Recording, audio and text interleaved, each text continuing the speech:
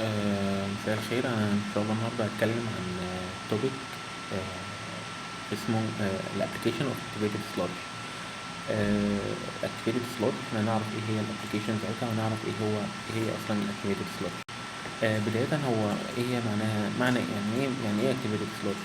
activated sludge هي عبارة عن تكنيك او تقنية معينة بنستخدم فيها اورجانيزمز معينة معمول لها development بحيث ان احنا بتبقى موجودة في الايريشن تانكس بتاعت الويست ووتر تريتمنت بلان تحت ظروف معينة. بنستخدم التكنيك ده عشان نقدر نعمل تريتمنت للويست ووتر.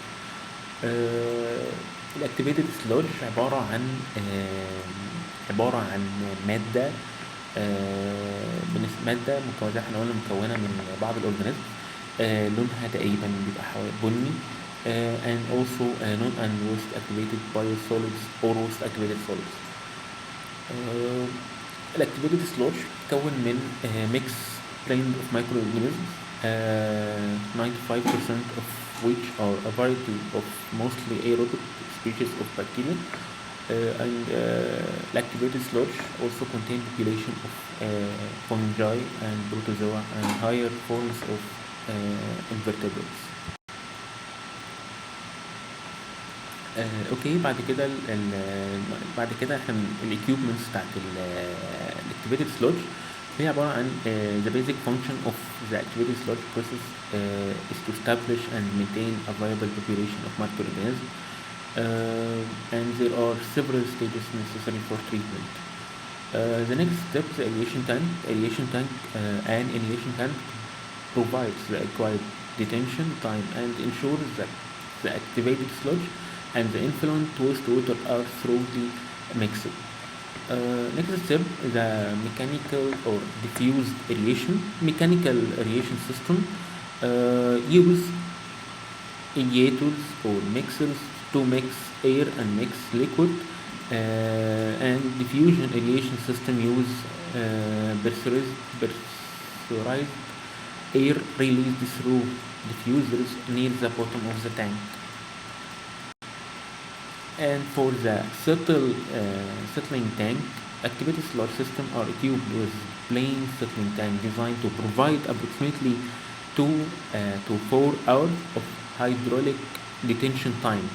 And for the return sludge and activated sludge, the return sludge system including like pumps, a timer or variable speed drive, and a flow measurement device. Also, an activated sludge system consists of the same components, but in some cases the waste activated sludge withdrawal is accomplished by adjusting values of the return system. For the activated sludge process, the process of activated sludge is designed to speed up the rate of decomposition of waste material in water and was first developed in 1940, and this according to the International Water Association. The activated sludge process was first tested at the Manchester wastewater treatment plant and a Mopelic pilot plant. Also, most parts of the pilot plant unit were made of wood, but the installation already exhibited the most characteristic features of the activated sludge process used today.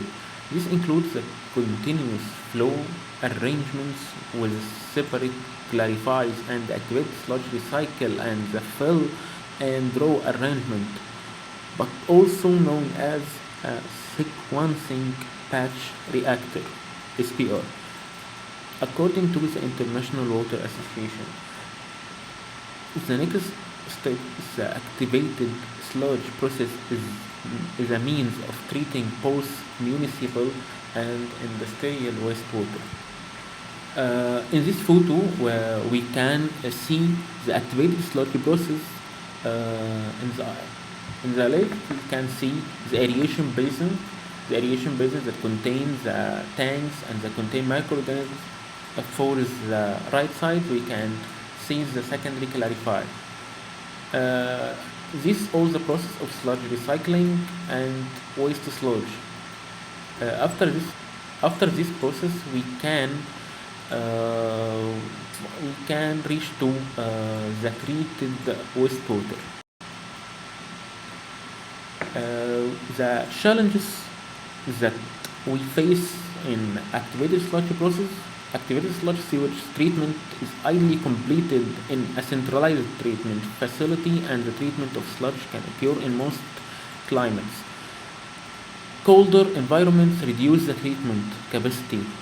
However, according to the Pennsylvania Department of Environmental Protection, the conventional activated sludge process is susceptible to failure from shock loads. Also, due to its relatively low mixed liquid suspended solid concentration and hand-in loading.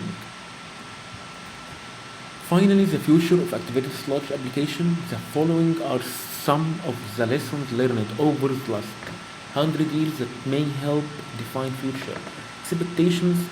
The first, the use of many types of activated sludge process will continue changing treatment needs and goals will super more innovation.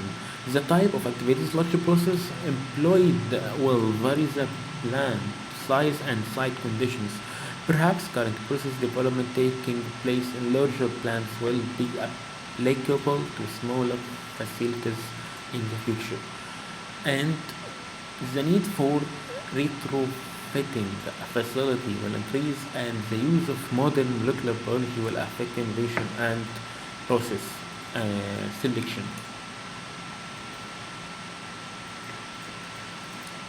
Our short-term crystal ball predicts that granular sludge reactors, low dose SDN system, and EPBR process with B recovery will generate a lot of interest and activity. We expect that our profession would be equally concerned about the removal of micropollutants and endocrine disruptor chemicals from municipal plant emission. Finally, we thank you.